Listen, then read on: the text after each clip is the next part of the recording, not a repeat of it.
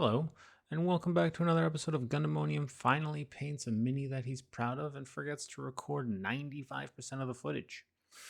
I decided to at least use some of the footage, and this is what we're left with. Just highlighting the very, very, very large gun that the mini comes with.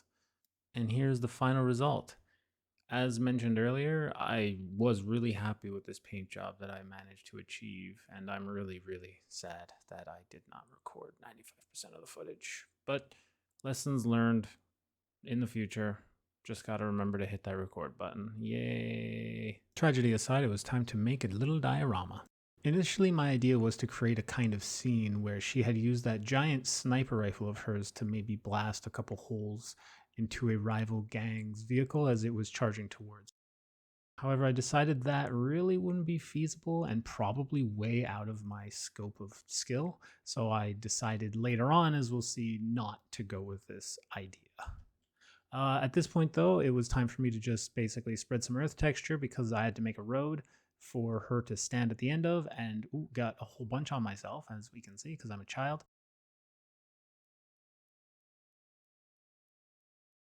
After that was done, I gave myself one last look of shame before moving on. I decided that the rectangular diorama base wouldn't really be that nice when it was done, and decided to use this balsa wood plank as a template to make some walls. After tracing out the shapes, I then cut them and beveled the edges, as we always do when we're doing anything, and cut it in half. As we can see, I attained a perfect fit and used my mini to confirm my biases. I then decided to try something really, what I thought was really fancy, and used my ruler to quickly cut some edges into the styrofoam and, and use it as kind of like a template guide for the inevitable brick and mortar wall that I wanted to make. It actually went pretty all right, but honestly, I probably could have achieved the same effect by just using a regular knife and my ruler. But we live and let die. Anyways, as we can see, I then just used my spudging tool to then carve into the initial rivets that I had made, and had to use my ruler a bunch of times to just kind of gouge out more of the styrofoam. It took a while. It felt really good though, and this was the result. As we can see from this close-up, it looks okay. Not really. I don't know why I can't cut a straight line to save my life. But hey, we're going for like a cyberpunk dirty diorama in an alleyway. So who knows? Maybe this building is like 400 years old and a bunch of bricks have been used in a while. And this whole process, you know what? It only took around 23 hours for me to complete. I then used some Tamiya plastic card to cut myself out a really rudimentary door and glued that down. Oh, heck yeah, that's some good gluing action right there. This is probably the best gluing I've ever done, and as we can see, I was quite proud of it because I took a lot of footage of it.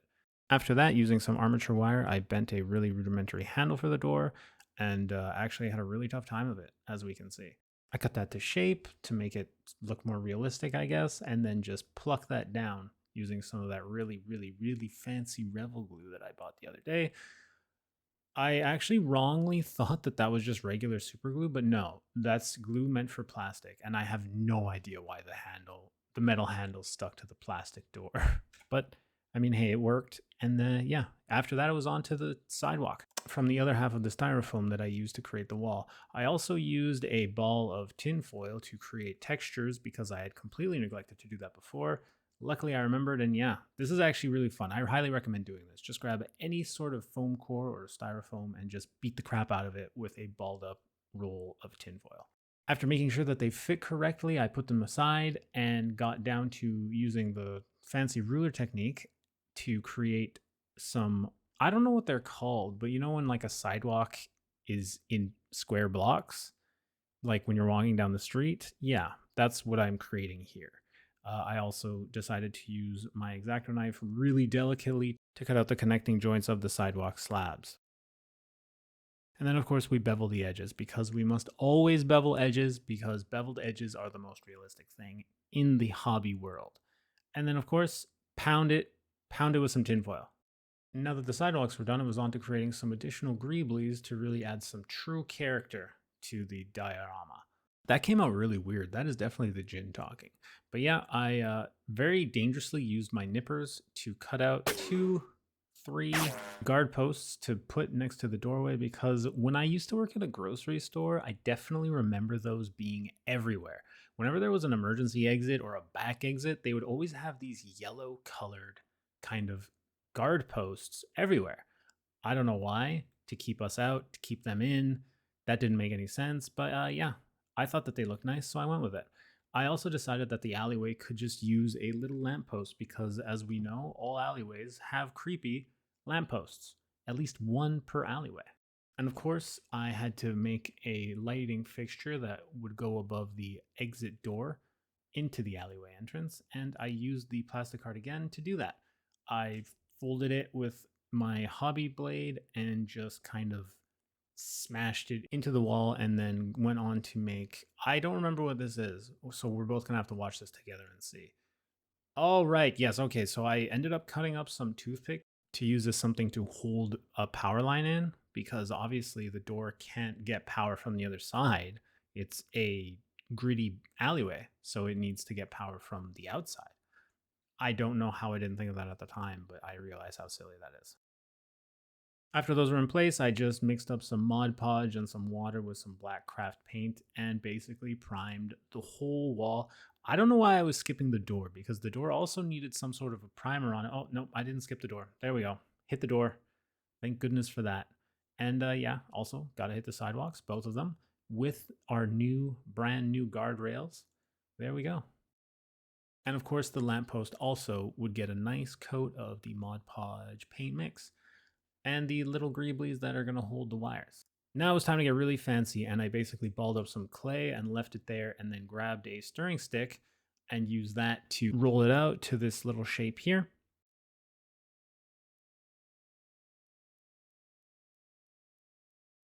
After rolling it out to what I thought was a sufficient length, I then cut off the ends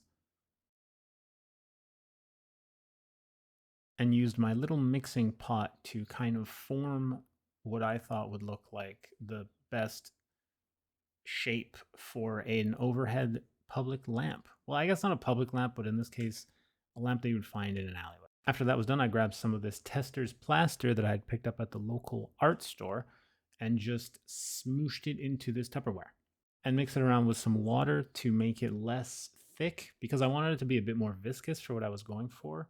And it was really thick. I don't know if it was old, but it was extremely thick. I then grabbed some of this baking soda from my fridge and put that inside and used it to form the grouts in between the bricks on the wall. This process was actually really, really fun. It was fun to just kind of scrape out a bunch of the plaster mix and smudge it on the wall and then use the stirring stick to kind of scrape it off. It almost had like a ASMR feeling to it, and if I had a better microphone, I would love to record some because it gave me tingles the whole time that I was doing it. I made sure that I got a sufficient amount on the wall, but also scraped off enough so that the bricks would still show through and it would look like grout after it had dried. After a sufficient amount of plaster had been applied, I then used a paper towel to scrape off the areas that had way too much grout on them, and then used a little sponge to add some additional texture to the wall.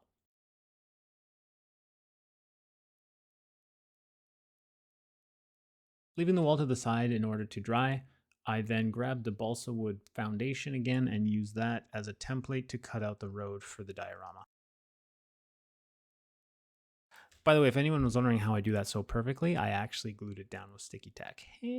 Sticky tack is literally the closest thing that our civilization has come to magic because it can do almost anything. All right, it is story time. So earlier today, I was at the gym just minding my own business on the treadmill when a guy walked up in front of me to the wipe station at the gym. And I guess because I was in the cardio area, this person had just finished their cardio and they felt like they might have been a bit stinky.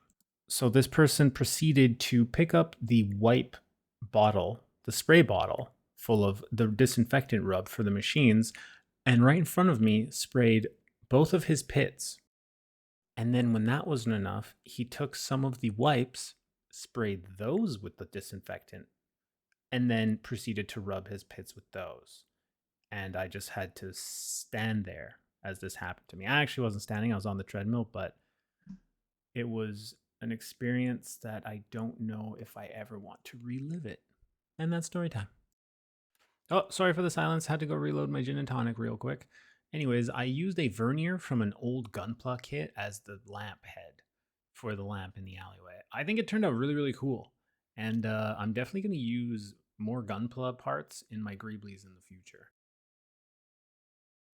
I then glued everything down and made sure it was all stable and structurally sound and got on to our favorite part, which is, I don't know what this part is. Ah, yes, of course, I had to patch up all the holes.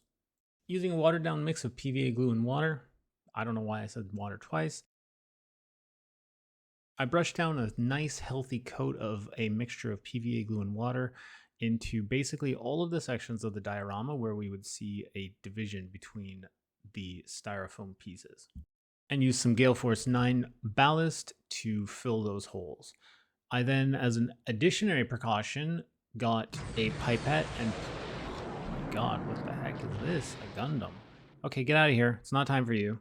Let's go back to the diorama. Oh, as we can see, I primed it to do everyone's favorite part, which is painting. So I grabbed my craft paints and I just filled up this palette and got to town. Honestly, painting is my favorite part of any diorama because it just feels like the last step before you really make the diorama come to life. After painting down a healthy coat of the deep gray, I got my lighter gray and used that to dry brush all of the road sections.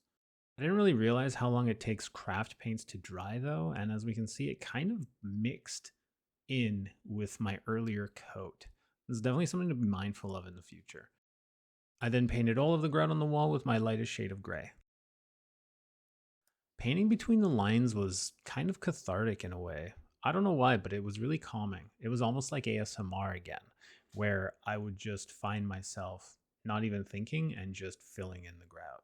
I also used the same gray to paint the sidewalks backwards, as we can see from this footage, on both of the sides of the road.